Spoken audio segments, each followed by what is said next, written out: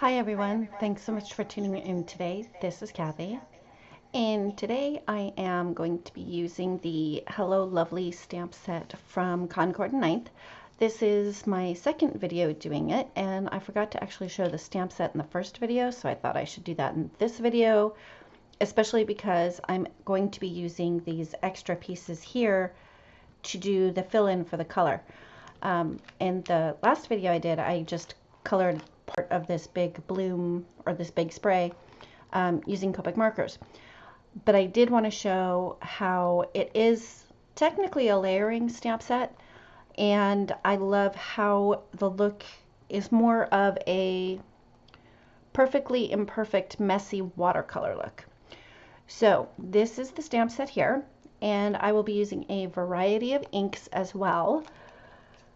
I will be using My Favorite Things Extreme Black Hybrid ink, Memento Lulu Lavender, Grape Jelly, and Pear Tart. And I'm also using a couple of inks from Altenew, Peach Perfect and Mango Smoothie,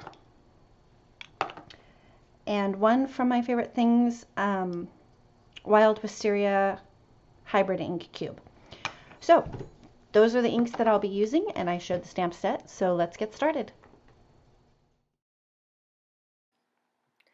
I started out by stamping the large image onto a piece of 80-pound Neenah Solar White cardstock, and I used the Extreme Black Hybrid ink from My Favorite Things.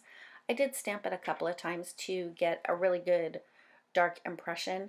And with the bigger stamp like that, I pull the sleeve of my sweatshirt over with the palm of my hand to rub it.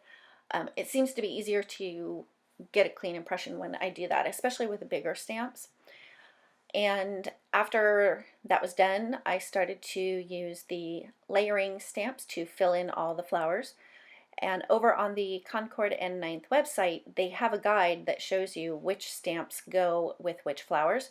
And of course, that is always quite helpful. For the large purple flower, I started out with the Lulu Lavender ink, and I decided to wait before I stamped the second and third layer of the large purple flower, just to give that ink a little bit of time to settle in and dry. I have found when using layering stamps, particularly if I use all dye-based inks, if the ink doesn't dry before adding the other layers, sometimes the colors just blend together and you don't really get that separation of layers. So that is why I moved on to the yellow flowers after I did the big purple flower. Now I do have another video using this stamp set. I'll be sure to link that at the end of this one. And I actually have a third video using this same stamp set.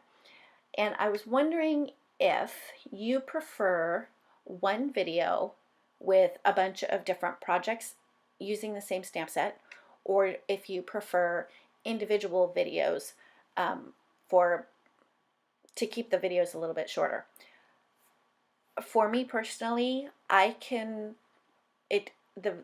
length of a video doesn't much matter to me. I'll watch it if I'm interested in watching it.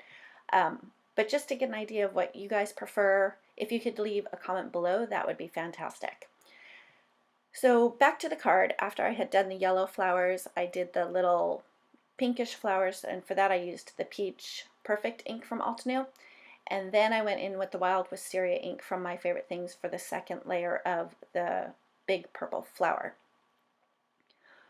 Another thing that they do on the Concord and Ninth website with this particular stamp set, in addition to showing which stamps go with which flower, they do little hints and tips, like for the leaf stamp, being that it's a partial leaf but the stamp is a full stamp, they suggest that you clean off the bottom of it so that you don't get the ink muddied up with the other inks, which that's what you see me doing with that rag over there. Is I just kind of swipe off the bottom of it, and it's pretty easy. I mean, it doesn't take much time, and I did like how it kind of kept the separation. And then I also got a little bit of extra white space in there to keep up with that watercolory look. Now for the smaller leaves, I thought that I wanted to go with a darker green, and I decided that that was too dark. So then I tried to stamp off once to see if it would be a lighter shade of a darker color, but it ended up being entirely too light. So I just decided to stick with the Pear Tart ink. And then after I had finished up with the smaller leaves for the spriggy branch leaf thing, truthfully, I was just too lazy to stamp it, so I grabbed a Copic marker and just quickly filled in those tiny little leaves there. And I didn't necessarily color the whole leaf. I left some white space. It was kind of, I left some white space just to stay consistent with the rest of the stamping.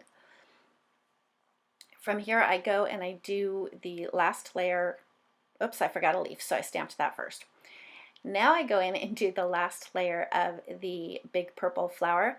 And for this, I'm using the grape jelly. But I did stamp off once because it's a really dark ink, and the second generation stamp was just much better for that. Otherwise, it would have just been way too dark in the center. And then I decided that the little bud there was a little bit too light, so I overstamped it with the Wild Wisteria. And from there, it was time to kind of start putting it together. I had die cut the birthday from purple cardstock, and the die is from W+9. I just drew a light line with a pencil so I would know where to stamp the word happy. And I used VersaFine Onyx Black ink to stamp the word because that sentiment is so tiny and I really like the detail that VersaFine gives. And the word happy is actually from, what is it? Hello Beautiful. It's a Hello Beautiful. It is the stamp set from My Favorite Things. And I did perform a tad bit of surgery. I just snipped it apart because the full sentiment read happy birthday, and clearly I only needed the happy. I mounted that onto a piece of purple cardstock, and then I mounted that onto a top folding white note card. I did it in that order to give the VersaFine ink a chance to dry before I erased my pencil line. I did not want to smear that black ink everywhere. After I was done with that, I just adhered the birthday die cut, and I just used the Tombow Multi-Mono liquid adhesive for that. Once I was done with that, I decided to add just a couple of sequins. Pardon me. I decided to add a couple of sequins, and I finally got myself a jewel picker, which made it a lot easier to deal with sequins. Normally I'd used my reverse tweezers, but I always I argued with sequins using the tweezers because I would always end up getting glue on them, and then the sequin would stick to the tweezers and not get onto my project. So finally got myself a jewel picker, and that definitely made it easier. Once I was done adhering the sequins, I added some details with a white gel pen to the center of the flowers, and that pretty much finishes up this card here. Thank you so much for tuning in. If you like this video, give it a thumbs up. If you've not yet subscribed, I'd appreciate it if you would. And we will see you next time.